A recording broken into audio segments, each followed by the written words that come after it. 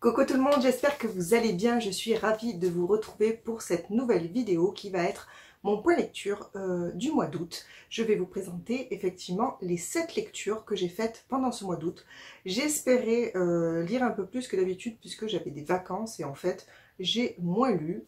Je ne sais pas vraiment pourquoi, j'ai fait des tas d'autres choses certainement.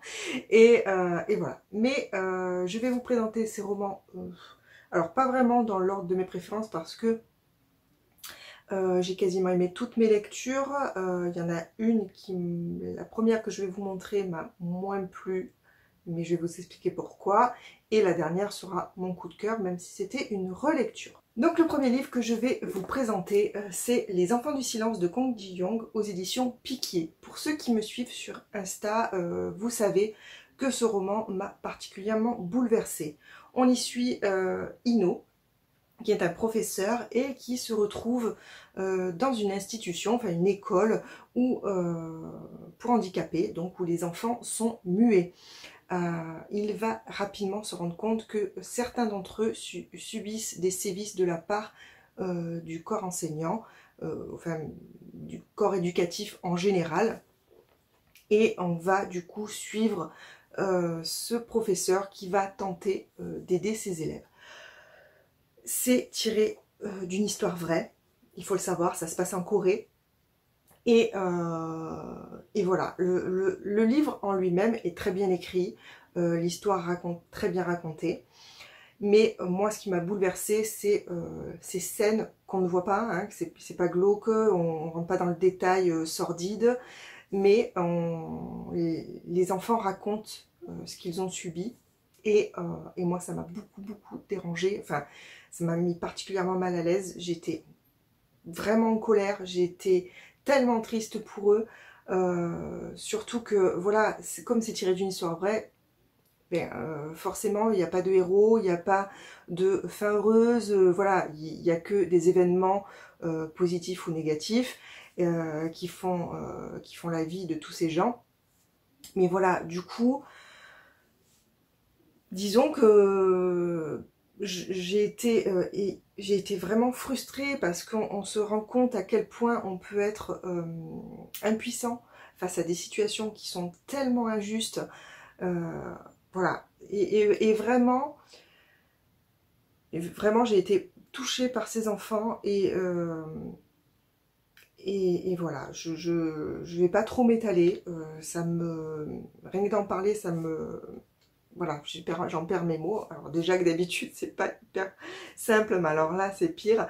Du coup, voilà, c'est un livre qui est très intéressant, que je recommande parce que, effectivement, ce genre de choses, ben, il faut savoir que ça existe, c'est important d'en parler. Mais il faut avoir le cœur hyper bien accroché. Moi, j'ai fini en larmes. J'ai rédigé, le lendemain, je crois, j'ai rédigé mon petit commentaire sur Livre Addict. Ça m'a remonté les larmes. Enfin, voilà, autant vous dire que moi, personnellement, pour ma sensibilité, c'était trop.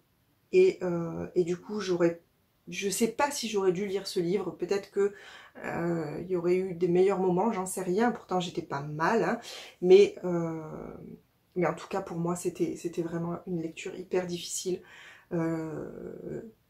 Et voilà, il faut savoir, avant d'entamer ce livre, que même si c'est pas glauque, comme je vous disais, même si c'est pas sordide, c'est vraiment douloureux à lire. Enfin, moi, j'ai trouvé. Je vais enchaîner avec une lecture un petit peu plus gaie et un peu plus... qui demande beaucoup moins de réflexion et d'émotion, on va dire, même s'il y en a, hein, bien sûr, mais c'est pas du tout le même genre. Je parle du tome 2 de Rebecca King, Pacte de sang de Cassandra O'Donnell aux éditions J'ai lu. Donc ça, c'est un livre que ma petite sœur m'a prêté. Elle m'a prêté les 3 premiers. Donc j'ai lu le tome 1 il n'y a pas si longtemps. Je vous mettrai ici le petit lien vers mon autre point lecture si ça vous intéresse. Alors, dans ce tome 2, on suit toujours bien sûr Rebecca. J'ai préféré ce tome 2 au tome 1 pour la simple et bonne raison que j'ai trouvé l'enquête moins fouillie. J'ai trouvé que les actions s'enchaînaient mieux, que c'était moins confus et du coup j'ai été plus facilement happée par l'histoire et plus intéressée aussi. Et voilà, donc ce tome-là, je l'ai trouvé meilleur, même si c'est pas non plus enfin, j'ai lu que les 2 premiers tomes, mais c'est pas quelque chose qui me passionne plus que ça. Voilà, c'est pas une saga qui me passionne plus que ça. Je ne suis pas certaine d'aller jusqu'au bout parce que je crois qu'il y a 7 tomes de sortie. Le 7e est sorti récemment et il y en a un 8e, je crois. Et voilà, je sais pas si je m'essoufflerai pas avant la fin de la saga, si ça continue dans la même veine, ce que je pense avoir compris en voyant d'autres chroniques sur les tomes suivants. Donc j'en suis pas certaine. J'ai passé un bon moment, je ne peux pas dire. Les personnages sont attachants, alors pas forcément les personnages principaux d'ailleurs. Je me suis plus attachée à Bruce par exemple, ou encore au vieux loup-garou dont j'ai oublié le nom, mais bref. Voilà. Pour rappel, donc c'est une bitlit où on suit Rebecca King, qui est une sorcière guerrière qui a fui son clan suite à un événement, puisque son clan veut sa mort. Et elle se cache dans un petit village où elle pensait pouvoir vivre sa vie discrètement, sauf qu'elle se rend compte que ce village est surpeuplé d'êtres surnaturels, et bien sûr, elle va être contrainte de mener une enquête sur le premier tome, et voilà, je ne vais pas vous raconter la suite, mais c'est un bon moment de lecture, même si c'est pas extraordinaire. Ensuite, j'ai enchaîné avec un roman que j'ai vu passer sur la chaîne de Stéphanie, Les Chroniques de Lully. Une petite romance qui m'a permis de passer un petit moment pendant l'été, et c'était super sympathique puisque j'ai lu La Guerre des papilles de Lucie Castel aux éditions HarperCollins Poche. C'est une petite romance, comme je vous disais, où on suit Catalina qui revient dans son village natal en Corse. Elle est pâtissière, elle est artisan de France, donc une très bonne pâtissière. Et elle a eu quelques déboires en métropole, donc elle retourne habiter dans son pays, dans sa ville natale, pardon, près de sa grand-mère, puisqu'elle n'a plus d'autre famille, et donc elle va ouvrir une pâtisserie que lui a légué, enfin son grand-père lui a légué un local dans lequel elle va ouvrir une pâtisserie. Sauf qu'en face de cette pâtisserie, il y a une chocolaterie qui est tenue par Lucas, c'est ça, Lucas, qui n'est autre qu'un membre de la famille Castelli, qui sont les ennemis jurés de la famille de Catalina, qui sont les Palazzo. Voilà, donc la pâtisserie en face de la chocolaterie, 2 familles, 2 clans qui se font la guerre depuis des années. On n'est même plus tout à fait sûr de quand ça a commencé et pourquoi. Enfin, vous pouvez le découvrir dans ce roman. Bref, j'ai passé un excellent moment de lecture. Je me suis régalée en fait à me retrouver dans ce village corse. C'est à la fois un joli paysage, un joli décor, et à la fois du sang chaud, des petites disputes, et puis de l'amour, bien évidemment. Et c'est ça aussi qui est bien, c'est que j'ai trouvé que l'autrice n'en faisait pas trop dans cette histoire d'amour naissante, bien évidemment, vous aurez compris, entre les 2 jeunes gens de chaque famille, qui vont apprendre à se découvrir au travers de leur spécialité culinaire. Et voilà, tout en douceur et tout en humour aussi, on va aborder des thèmes plutôt graves comme la culpabilisation, la trahison, la loyauté, la reconstruction, des choses comme ça. Et voilà, j'ai trouvé que l'autrice le faisait très bien, qu'elle n'en faisait pas trop, qu'il n'y avait pas de surenchère, de petites comment dire, crasses entre les deux, enfin tout ça. Vraiment, c'était bien dosé, et du coup, j'ai passé un excellent moment avec cette petite romance, et je remercie Stéphanie pour le conseil de lecture. Ensuite, j'enchaîne avec un roman que j'ai lu en lecture commune avec toute la bande, Dorian de Miss Cabric, Caro de Miss Caro Livre, Stéphanie des Chroniques de Lully, et son pseudo c'est Penguin78 sur Insta. Je m'excuse auprès d'elle puisque j'ai oublié son prénom, je suis désolée. Bref, j'ai lu avec toute cette petite bande le premier tome de la saga d'Andrea Corte, Émissaire des morts, d'Adam Troy Castro aux éditions Albin Michel Imaginaire. Vous avez dû voir passer ce roman déjà. Je ne déroge pas à la règle puisque moi en tout cas j'ai vu beaucoup d'avis positifs. Ce sera le cas également pour moi. Dans cette saga du coup on suit Andrea Corte qui est procureur pour la corporation humaine, on va dire, la corporation diplomatique humaine, et elle est chargée d'aller dans un système qui est régi par des intelligences artificielles et pour mener une enquête sur un meurtre. Voilà. Elle doit bien sûr faire ça en évitant de causer un incident diplomatique, ce qui risque d'être un petit peu compliqué vu qu'elle a affaire à des intelligences artificielles. Bref, on est là dans un roman un peu enquête, justement.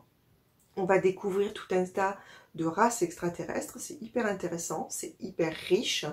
L'histoire, le background de Andrea Corte est très bien construit. On découvre cette femme, on découvre pourquoi elle est froide, elle est très sombre, voilà, elle a un caractère vraiment très fort, très dur. Et donc avec tout ce background qu'elle a derrière elle, on découvre pourquoi elle est comme ça. Et on le comprend ou on ne comprend pas, mais en tout cas, on le découvre. Et ça, j'ai trouvé super intéressant d'avoir autant de fond sur ce personnage. À côté de ça, comme je vous disais, c'est hyper riche. Il y a des concepts parfois qui m'ont un petit peu déstabilisée, on va dire. Et pourtant, je suis une lectrice de SF, donc j'ai plutôt l'habitude. Mais c'est assez à la marge, donc ça se lit très bien, même pour des gens qui débutent. Mais voilà, il faut savoir qu'il y a parfois quelques concepts qui sont un peu difficiles à appréhender, au début en tout cas. Au début de ce roman, il y a 4 nouvelles qui nous permettent justement de découvrir Andrea.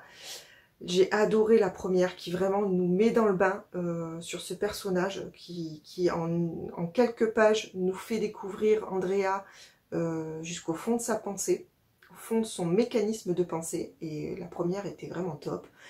Les 2 suivantes étaient un petit peu en dessous pour moi, mais elles nous permettaient d'en apprendre toujours un petit peu plus, bien évidemment. La 4e était mieux, j'ai trouvé. Mais vraiment, la première, c'est la meilleure. Et puis le fait d'avoir ces 4 nouvelles en début de roman, il y a un petit peu un effet de redondance. Alors, l'avantage de l'avoir lu en lecture commune, c'est qu'on avait décidé de lire une nouvelle par jour avant d'attaquer le roman. Je pense qu'on a bien fait.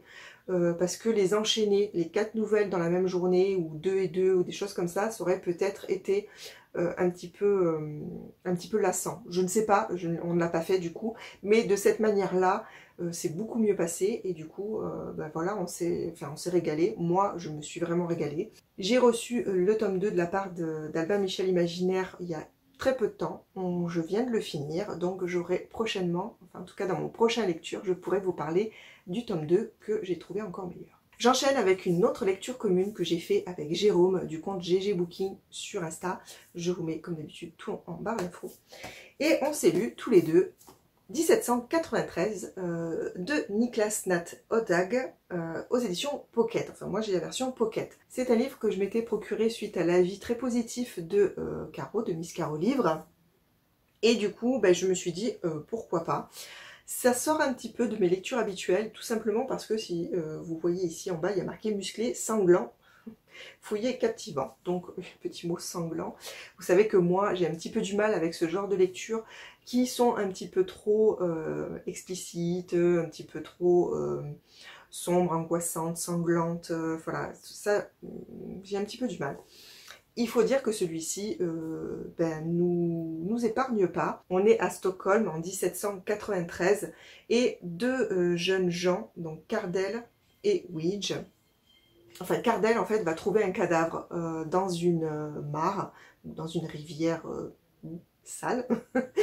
Et c'est un cadavre qui n'a plus de bras et plus de jambes. Et Wedge, qui est un ami du capitaine de police, va se pencher sur l'enquête pour découvrir ce qui est arrivé à ce jeune homme, puisque c'est un jeune homme. Et pour ça, il va demander à Cardwell de lui filer un coup de main. Donc à tous les deux, ils vont mener l'enquête pour découvrir ce qui est arrivé à cette personne. Ce couple d'enquêteurs marche à merveille. Vous avez Cardwell qui est un peu le soldat gros bras qui a fait la guerre, qui a vu plein de choses affreuses, etc. Et Wedge, donc le jeune homme cultivé et qui est très malade, donc il a la tuberculose. Voilà. Donc on a ces deux personnages-là. C'est vraiment très bien décrit, on est immergé dans ce roman, on est dans la boue, on traîne dans la crasse, on est éclaboussé de sang, enfin vraiment c'est hyper bien écrit. J'ai le cœur qui a dû s'accrocher à quelques reprises, il y a quelques scènes qui sont quand même un peu difficiles. Heureusement qu'on était en lecture commune, ça m'a permis d'avancer et de passer outre, mais c'est vrai que en fait, mes périodes de lecture ont dû... je les raccourcissais en fonction du degré de difficulté de lecture pour moi, hein, pour ma sensibilité. Donc parfois, il fallait que, au bout d'un chapitre, il fallait que je passe à autre chose. Et parfois, j'arrivais à enchaîner plusieurs chapitres, voilà. Donc ça a été une lecture un petit peu irrégulière par rapport à ma sensibilité. Mais quand même, je suis allée jusqu'au bout et je regrette pas parce que c'est une excellente lecture. Donc de suivre ces deux enquêteurs. Il y a toute une partie psychologique vraiment très intéressante. Et il y a des passages où on suit d'autres personnages. Et j'ai trouvé que l'auteur, il avait cette façon, enfin c'était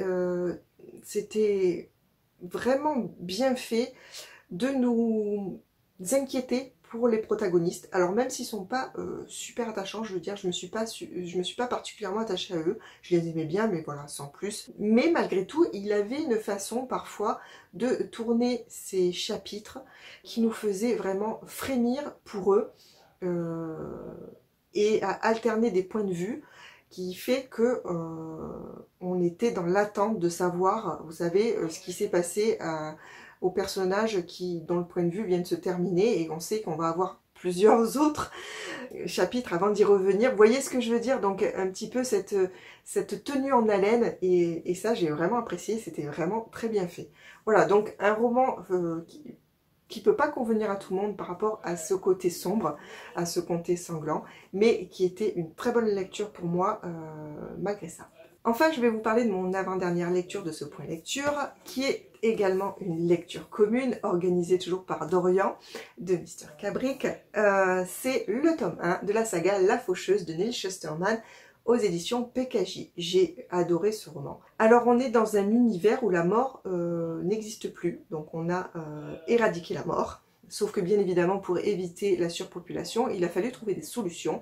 On a créé une catégorie de personnes qui se nomment les faucheurs et les faucheuses et qui sont là pour réduire la population en choisissant au hasard, normalement, des victimes à tuer définitivement. Voilà. Dans ce contexte-là, on va suivre deux personnages dont j'ai oublié les prénoms et c'est pas écrit derrière. Donc une jeune fille et un jeune garçon qui vont être choisis par un faucheur pour devenir apprentis. Voilà, je vous en dis pas plus. Vraiment, il faut découvrir ce roman. J'ai beaucoup aimé en fait toute la réflexion que nous permet de faire ce roman sur bien évidemment la valeur d'une vie, sur savoir qui peut décider qui doit mourir, qui doit survivre, sur la manipulation mentale, enfin jusqu'où on peut aller par mimétisme, par l'influence d'autres, mais aussi et surtout, ce que j'ai beaucoup aimé, c'est la réflexion qui est à peine abordée dans celui-ci, mais qui, j'espère, sera abordée également dans les autres tomes, puisque c'est une saga en 3 tomes. C'est la réflexion sur la vie éternelle en fait. Qu'est-ce qu'on ferait, nous humains, d'une vie éternelle? Est-ce que au bout d'un moment, on n'est pas fait justement pour mourir? Est-ce que l'intérêt de vivre serait le même si on savait notre mort inéluctable ou si on savait que notre mort ne pouvait survenir que par malchance en croisant un faucheur? Voilà. Est-ce que le goût de la vie serait le même? Voilà, donc il y a toute une réflexion aussi là-dessus. Alors il y a beaucoup de péripéties, il y a quelques temps morts, qui sont pas ennuyeux, enfin en tout cas moi je les ai pas trouvés ennuyeux. Et puis il y a aussi beaucoup de péripéties. Alors moi je me suis beaucoup attachée au personnage féminin, à la jeune fille, un petit peu moins au garçon, mais j'ai bien aimé vraiment le côté psychologique qui est abordé sur l'évolution du garçon, et ça m'a beaucoup plu aussi, et je suis impatiente de savoir dans le tome 2 où est-ce que l'auteur va nous emmener par la suite. Et enfin, je vais vous parler rapidement de ma dernière lecture qui est un coup de cœur international, mais c'est aussi une relecture. Je vous en ai parlé très récemment dans une autre vidéo. C'est Fleur de neige de Lisa Si, que j'ai aux éditions France Loisirs, je vais y arriver. Donc, je vous ai fait une vidéo spéciale sur cette autrice Lisa Si. Si ça vous intéresse, je vous mets ici le petit lien vers la vidéo. Donc, on est en Chine au 19e siècle et on suit Fleur de Lys qui, à l'âge de 6 ans, doit avoir les pieds bandés. Sauf qu'elle va être proposée en fait pour se lier à une Letong, c'est-à-dire à une autre jeune fille du même âge. On ne peut se lier de cette manière qu'en réunissant certains critères, donc la même date de naissance, la même composition familiale, enfin voilà, il y a des choses comme ça qui rentrent en compte, et le fait d'avoir une Letong peut permettre à la jeune fille de faire un meilleur mariage, sachant qu'à cette époque-là, les femmes ne servaient à rien, sauf à se marier et avoir des enfants, notamment un garçon, puisque c'est le garçon qui perpétue la famille. Voilà.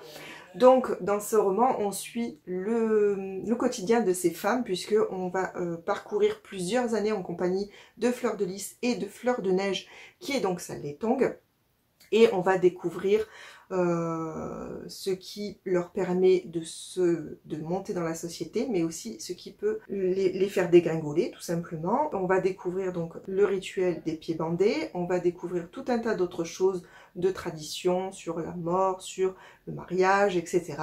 Et ben moi j'ai trouvé ça passionnant, tout simplement. J'ai trouvé ça très émouvant parce que j'aime beaucoup la relation que l'on découvre entre Fleur de Neige et Fleur de Lys. Comment elle évolue, comment certains malentendus peuvent entraver une amitié, même de longue date, même profonde, comment au contraire, même en étant plus profonde, on peut être encore plus blessé par certaines actions, certaines paroles, et comment ces deux jeunes femmes, enfin ces deux enfants qui deviennent des jeunes filles, qui deviennent des jeunes femmes, vont réussir à maintenir cette amitié coûte que coûte pendant des années. Voilà, enfin, je vais en rester là. Pour moi, c'est un roman passionnant, un roman bourré d'émotions, un roman qui nous apprend plein de choses, et voilà, je suis hyper fan et je peux que vous le recommander à 1000%. Voilà, je suis vraiment désolée, j'ai beaucoup bafouillé dans cette vidéo, j'ai beaucoup cherché mes mots, la lumière est pas terrible, je suis un petit peu fatiguée, je vous filme ça, il est un petit peu tard, mais en fait, vu que j'ai repris le travail en présentiel, au niveau de l'organisation de mes journées, c'est un peu compliqué. Du coup, voilà, c'est pas super, je m'en excuse, j'espère que la prochaine sera mieux, puisque semaine prochaine, je suis en vacances, et du coup, je pourrai vous préparer ça un petit peu plus sereinement, et vous tourner ça plus tranquillement. Voilà. En tout cas, je vous remercie beaucoup d'être resté jusqu'ici malgré ces difficultés-là. J'espère que ça vous aura plu. Dites-moi si vous avez lu ces romans, si vous intéressent. Surtout, n'hésitez pas à venir discuter avec moi. Sur ce, je vous laisse. Je vous souhaite une très bonne journée. Je vous remercie encore pour tout. Et je vous dis à très bientôt pour une prochaine vidéo. À plus!